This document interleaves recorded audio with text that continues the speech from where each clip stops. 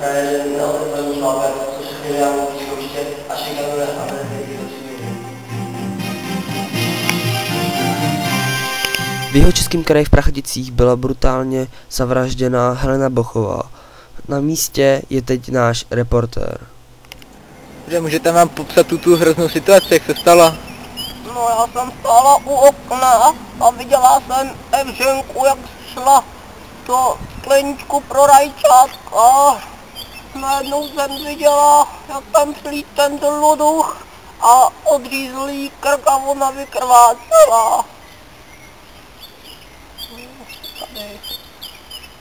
A můžete vám popsat toho vraha, jak vypadal? No, měl takový šátek na hlavě černý. No, teda, já mám šátek, on měl kapucu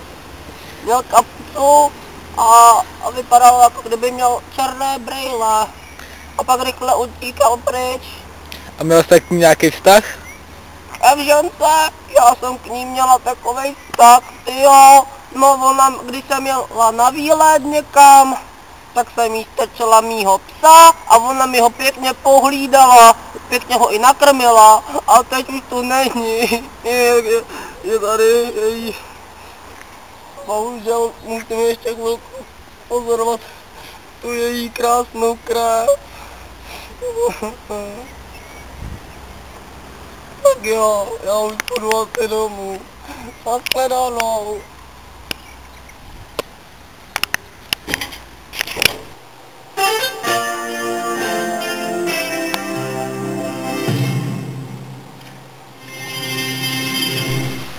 Americe v Los Angeles byl odehrán důležitý basketbalový zápas Česko proti Americe.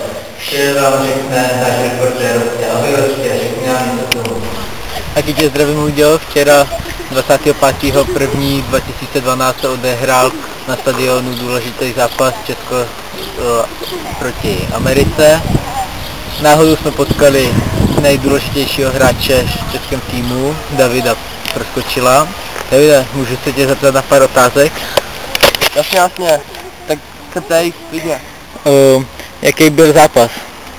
Zápas? No tak na začátku jsme si mysleli jako s klukama, že to nějak nevíde, ale pak jsme se pěkně rozehráli, tak to bylo docela v klidu. Jak jsi se cítil před zápasem? No, při zápase jsem se nejdřív jako cítil docela jako nejistě, ale pak mě jako kluci a naši dobrý fanoušci uklidnili. Myslíš si, že jste dobrý tým? No tak jako myslím si, že jsme docela jako dobrý a že to byla strašně velká čest zápasit takhle v NBA proti USA. Tím jsme docela dobrý, hlavně v kolektivu. Jo, tak díky za rozhovor, hodně štěstí při zápase. Jo, děkuju, hele. Tak jo. V Praze 1 řádí dětský šikanista, který bezpodmínečně šikanuje a odhání děti z dětských hřišť. Dosud se tohoto mladíka nepodařilo chytit. Vše můžete spatřit v tomto videozáznamu. V Praze je jeden strašně šílený šikanista, co vyhání děti z hřišť, a náhodou jsme ho stihli při scéně. Jde pryč, tak si jdu já. Jdi, buď, odjeď.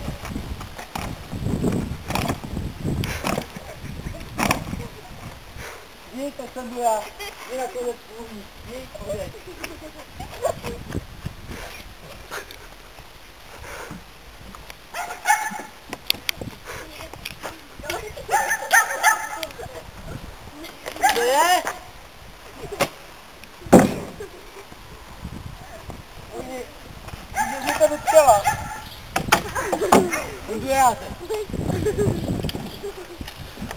Vypadni ty honku! Vypadni!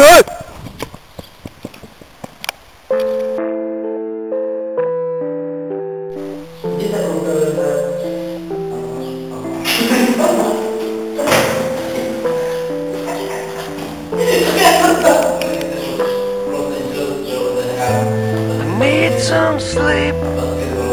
You can't go on like this. I tried counting sheep, but there's one.